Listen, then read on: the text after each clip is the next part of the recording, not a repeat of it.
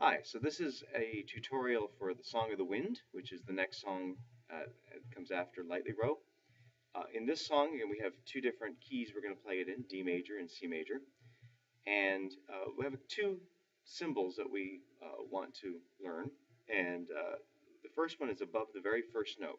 And it looks kind of like a staple, like this sort of up, cross, and down um, sign, and that's called a down bow sign. Down means your arm is moving away from you, so I mean it's going to look opposite.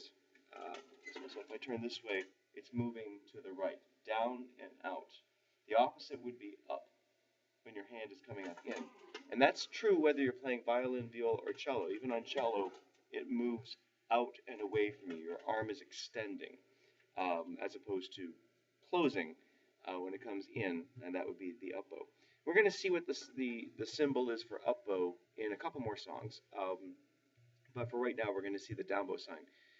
The reason why we're showing you that, or the reason why you are shown that, is because sometimes you need to know which one to start with, and sometimes, even though we usually just go down, up, down, up, down, up, down, up for every note, uh, like each note, first one will be down, second one's up, next one's down, like alternating like that.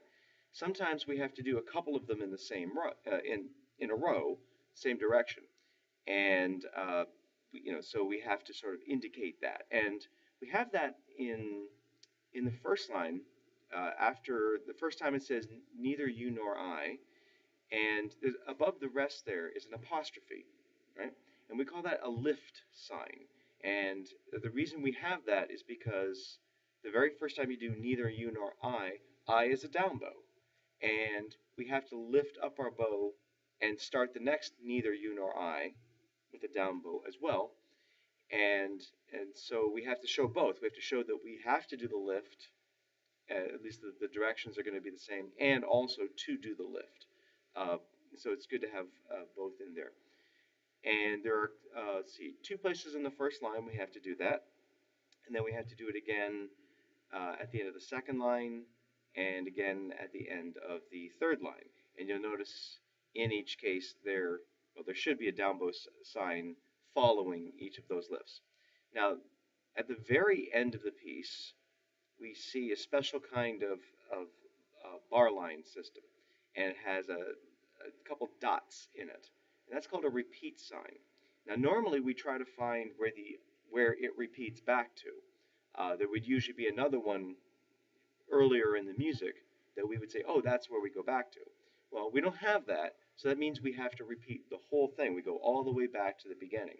So if you just see the one repeat sign at the very end, it means we have to do the whole thing again from the very, very beginning. So that's why there is another lift at the very, very end, because we have to start again on the down bow. So this is the D major version of Song of the Wind. You're going to see the lift, and to enjoy myself a little bit, I like to make sort of a wind sound as I'm bringing it up and around. So you'll get to hear that too. So this is Song of the Wind. I'm going to do it facing you and then facing away from you so you see the direction as well. And I'll turn in between the two times. So here's D major.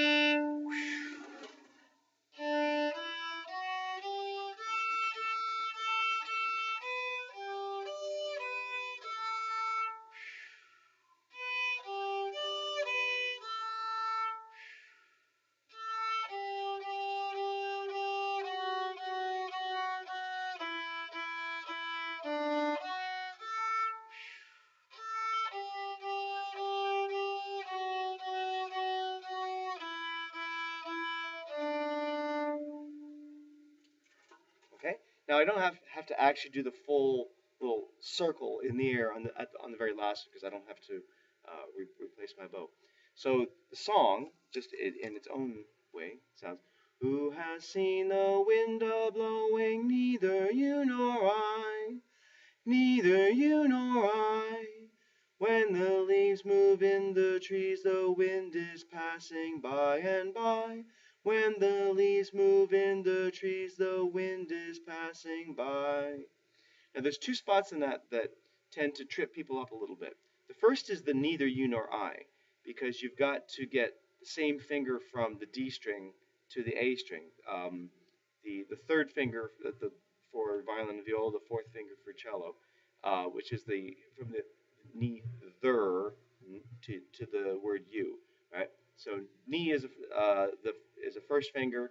Ther is the third finger of the blue tape. Sometimes we think of or fourth finger for cello, and then the next one is also the same finger. So what we do is we kind of roll it and hop it over at the same time, right? So neither you nor I, neither you nor I, or if it's cello, neither you nor I, neither you nor I. Now notice while I was doing that, I kept my first finger down as well. That's very useful because then you don't have to find it again later. The other thing that tends to throw people off a little bit with this song is when you're doing when the leaves move in the trees. The notes don't change in nice little groups of four like that. So it's not four of the same note. When the leaves move in the trees, the wind, right? It doesn't move like that. It's one A and then it changes, and then there's four of them, but it carries over into the next group. And then there's four of the next one, but it carries over the next group. So you're changing one note later than you might naturally do. So you want to be very careful to see where those notes change. What I like to do is sort of emphasize the last of each one. I like to emphasize the word the A that's on when. I like to emphasize the last of the we call that G, the blue tape D string, third finger for violin and viola, fourth finger for cello, on the word in, and I like to emphasize the wind also, the green tape, because that way I know I can remember which one is the last one. So when the leaves move in the trees, the wind is passing. Right? Helps me remember. Now you might come up with your own ways to help you with that, and it's perfectly fine.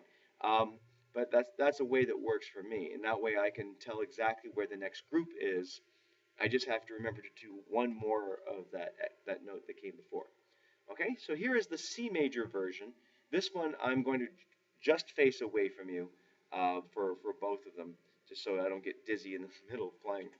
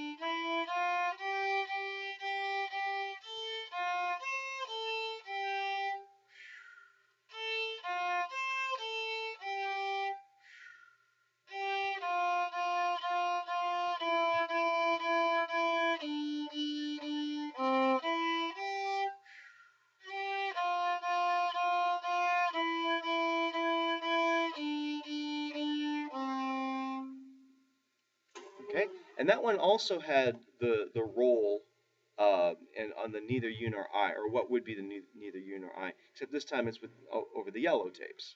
So second finger uh, um, for cello, low second finger for violin and viola. The other last thing I want to mention on this piece is at the end of the second line in either of the versions, when wind is passing by and by, it's a really quick lift. Notice there's no rest there. So we have to steal a little time from by and by, right, so that we are in time for the third line. So you got to make it's a very quick motion, and it doesn't take much of a lift. You don't have to make a big circle in the air. Um, because really don't have the time for it, especially at that spot. But you do need to get yourself ready for that down bow. All right, so I hope that helps, and look forward to hearing it your next lesson.